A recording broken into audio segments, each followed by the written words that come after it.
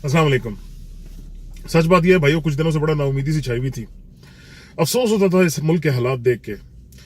ये देख के भी अफसोस होता था कि यार इन चोरों लुटेरों का तो चूरन बिक रहा है भाई, आवाम सुन रही है, मान रही है, ये क्या होगा। जो एक उम्मीद की किरण इस मुल्क की बेहतरी की आई थी 28 जुलाई के फैसले के बाद, वो तो मदम होती जा रही है।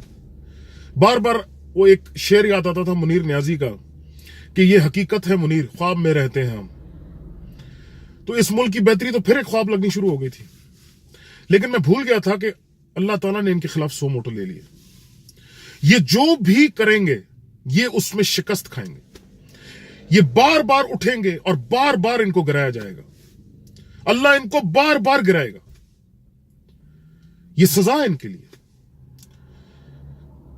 किसी भी मुल्क की तारीख उठा के देख लें भाइयों, किसी भी कौम की तारीख उठा के देख लो भाई, कभी जिस मुल्क में कोई भी इनकलाबी बेहतरी आई है तो वो एक दो शख्सियात की वजह से आई है। अल्लाह उन्हीं को वसीला बनाता है। एक दो शख्सियात की वजह से पूरी की पूरी कौम उठ जाती है।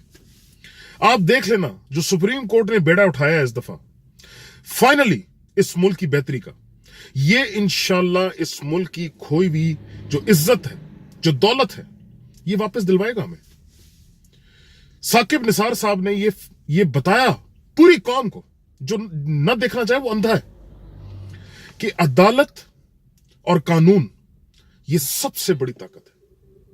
अवाम के नुमाइंदे पार्लियामान में अगर अवाम के वोट से आए हुए हैं तो उनके पास ये इख्तियार नहीं कि वो इस मुल्क, इस कौम का पैसा लूटे, उसको अपनी बांदी बना के रखे, अवाम की रद्दी भर परवाह ना करें। सवाल ही पैदा नहीं होता। जिस तरह नैब चल रही है, ब्यूरोक्रेसी को पकड़ रही है, सियासतदानों पे हाथ डाल रही है, सुप्रीम कोर्ट जिस तरह ताकतवर से ताकतवर को क्रश कर रही है, ये उम्मीद है भाई।